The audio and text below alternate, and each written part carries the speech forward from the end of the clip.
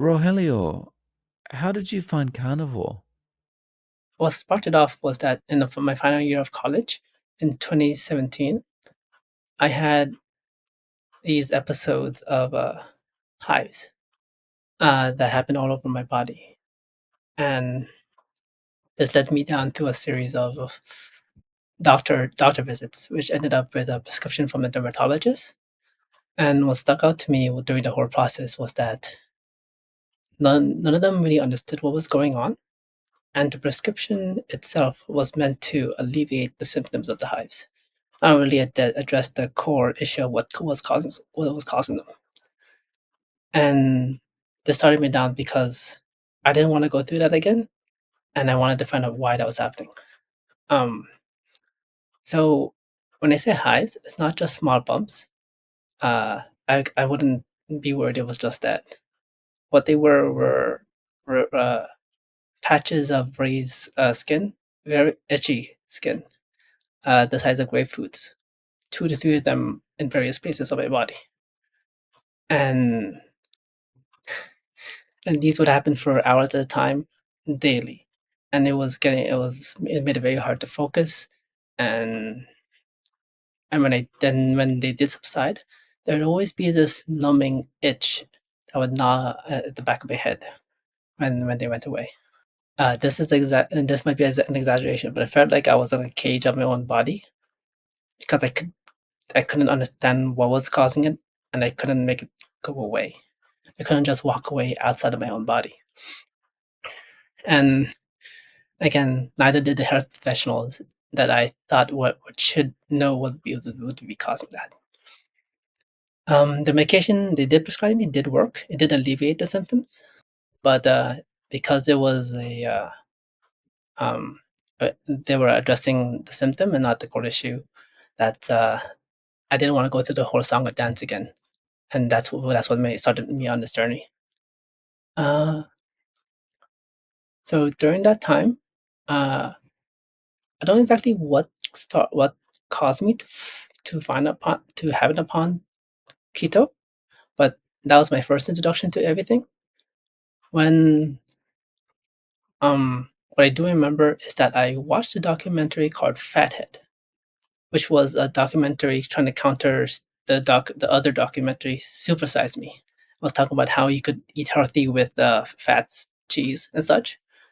And the reason why I decided to watch that was because when I was growing up, I was told that saturated fats were bad for me, and then suddenly, and trans fats were good for me. But suddenly, it's seemingly overnight that seemed to switch, and I didn't get why that would be as a kid, but I didn't question it. So, but that documentary itself got me down to trying keto and starting watching videos online.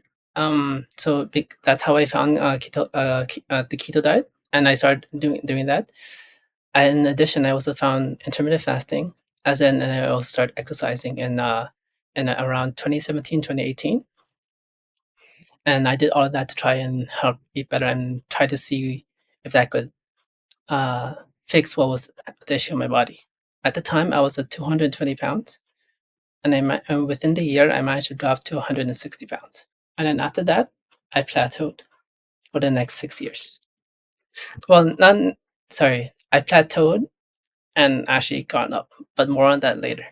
So during my time with keto, I actually found carnivore back in 2017 or 2018. I can't be sure, and it was through a YouTuber channel called What I've Learned, and their video on the carnivore diet, which featured Sean Baker, and essentially went into detail about it. Through him, I found other doctors, Ken Berry, Dr. Parmason, Tim Noakes, and yeah, because and a bunch of other people, and because they were able to explain the science behind everything, and as well as the mechanisms through which it all happened, it made me more confident in trying and following the keto diet as I was.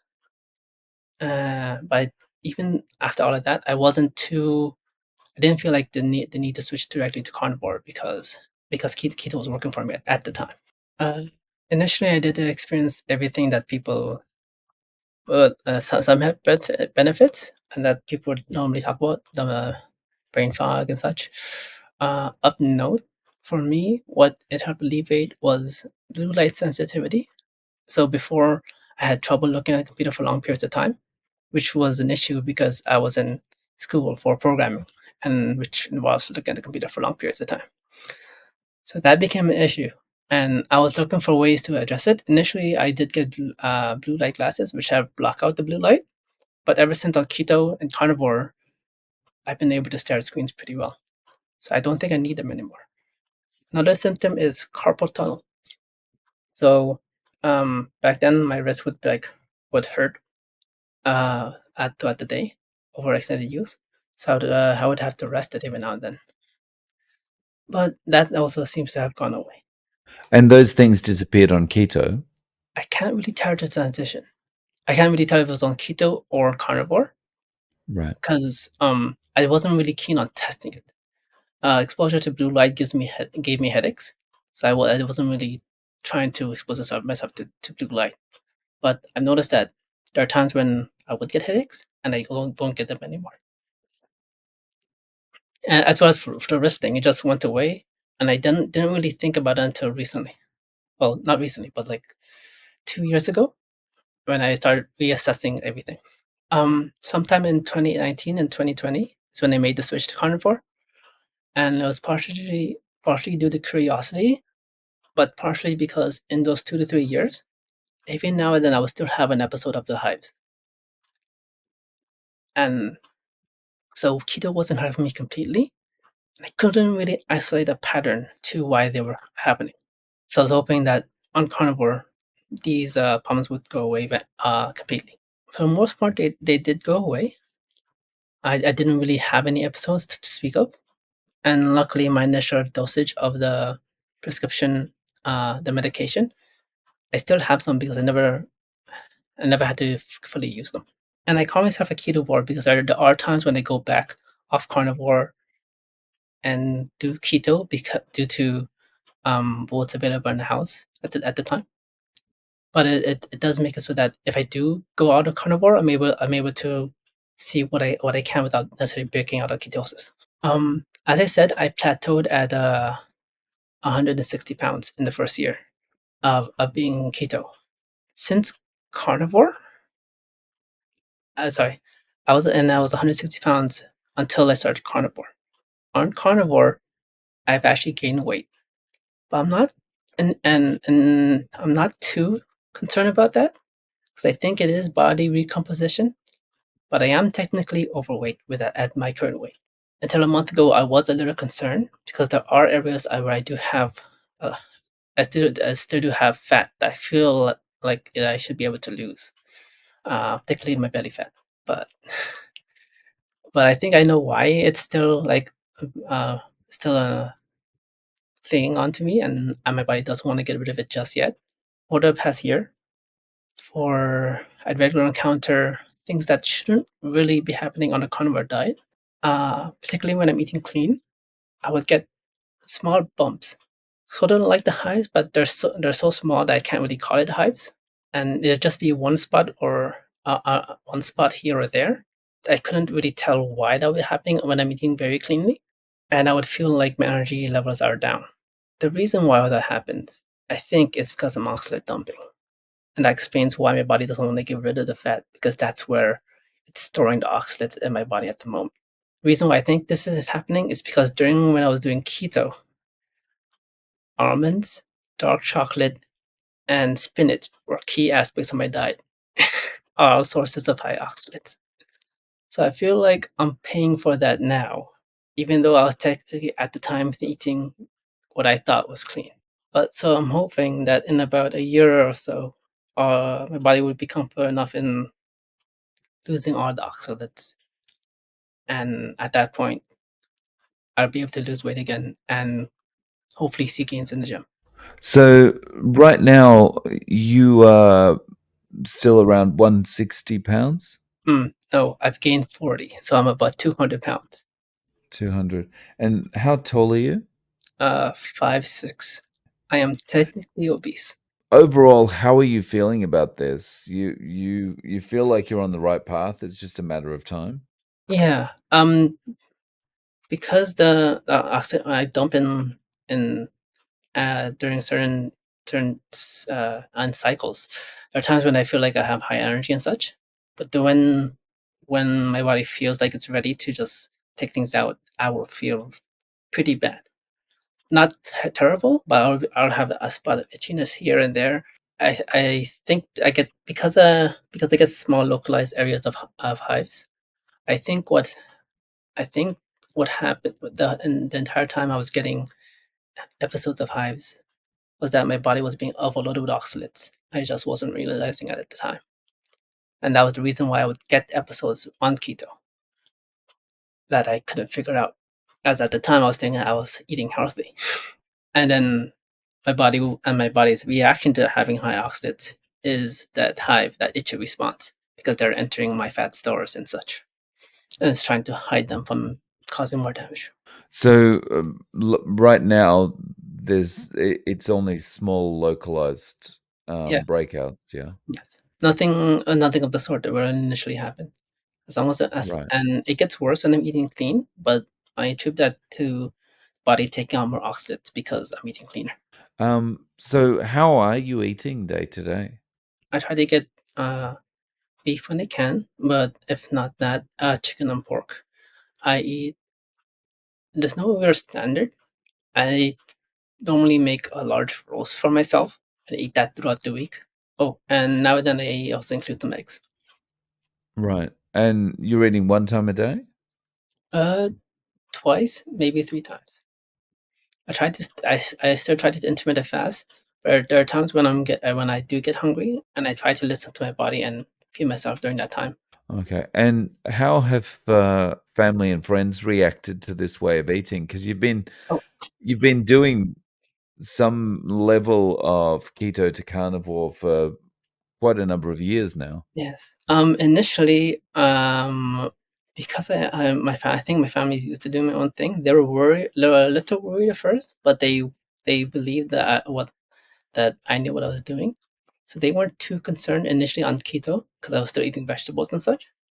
When I started going carnivore, my brother was okay with it because he knew that I was looking into health, fitness, and nutrition. But my mother was concerned. She didn't really bring up too much of an issue until recently. I had a light headache sometime in I think August or July, and she attributed that to me eating too much meat. And I was so she I recently went in to get a couple of blood tests, and I was curious what was going to happen because um uh you know how doctors are and such. But every single one of my results came out green, very green, and much to her surprise, except the iron levels. But even then, even though everything else was green except the iron levels, um, she still thought it was an issue. But the doctor was on my side and thinking that it might be nothing. So we did a follow up test to verify that I wasn't iron overloaded because I had a high ferritin and everything was fine. So he suspects that I have a high iron because of inflammation in my system, which is what I was suspecting. Because if I am oxide something, there will be inflammation in my body. But until that moment, my mom was thinking I was eating too much meat. But, I mean, that's good that even, the doctor was able to, kind of calm your mother down with, the Yeah, feedback. yeah. He was. I'm pretty sure he was on my side because everything was still green. Nothing was. Nothing really rose a red flag. The weird thing is that I feel like my cholesterol should be higher. Has anyone expressed any interest in around you about doing this? Oddly enough, my family has been more interested in the fasting, which I've helped guiding them through. So I explained fasting, uh, and the benefits of fasting, and I helped my family go through fast themselves. My brother and his girlfriend did 1 day fast. My sister and her boyfriend did 3 day fast. And were they happy with the results? Did they feel better after that? My sister did. I don't think my but I don't think it's necessary enough to do it one time, to really see, jump. Uh, it's kinda because of how small the benefits could be, it would they would have to do it consistently to actually see a noticeable difference, as well as, kind of take a picture. Because it's the same thing as when you're stuck on a scale, but your body's going through body recomposition. Because you are there and present, you are there for every single gradual change. So it's kind of hard to see that until that overall change until you see the snapshots of before and after. As for the diet, my brother has taken some of my advice on increasing his meat intake, as well as not necessarily caring about the vegetables he eats. He does still eat them because he's not fully committed to being a carnivore, and I don't really want to push that onto them because, for the most part, they're relatively healthy individuals. But I do keep an eye on them. My mother, on the other hand, I've already said how she is against the what I've been doing, and she thinks it's unhealthy. And even after seeing my blood work being green, she still questions the how healthy I'm eating. Yeah, fair. I mean, people really have to come to it on their own time, right? When Yeah, they've exhausted all options, all yeah, other options, most times. Yeah. yeah. I had to watch a bunch of streams and talks by scientists and doctors to before I even considered that this might be a healthy diet, because it's antithesis to everything I've been taught growing up initially. But then when you look into it, yeah, you realize that it's not been based on proper science, because Ansel Keys's 7 country studies ignores 20 a bunch of other countries, which is manipulation of the data. Yeah, there's a lot of things like that throughout history that have completely thrown us in the wrong direction Yeah, with recommendations for what we eat. So, Rogelio, whereabouts in the world are you? it's in the city of Toronto. So in Toronto, what is the price of meat there, and is it easy enough to get as far as I think in a lot of countries like Canada, Australia, the push is very plant-based at the moment. It How's that there? it is. Uh, oh, I can't really say. I don't feel like it's forced down my throat, but I do see it on the shelves and such. But I can't really say if it's particularly targeted here. The price of beef is about $10 a pound, give or take, on the good cuts at certain markets. However, there is a place near me that I'm lucky to have that where the price of beef shank is about $3 a pound when it's on sale, and the price of other of ribs is about $6 a pound. So, uh, because of that, I am able to do this relatively cheaply. Whereas when I look at the standard supermarkets here, which are Walmarts and Metros, their beef is about $3 to $5 more expensive than there. If you were giving someone advice about getting started with carnivore, ketovore, what would you advise them? I would advise them to find someone who's gone through it themselves, does an approach that you think you can follow. Because for me, going cold turkey is the way I am, but I know some people like easing into it. And for me, cold turkey is very simple. You just stop and dive in. But there are many consequences of doing that, such as the keto flu, as well as changing your whole pantry and such.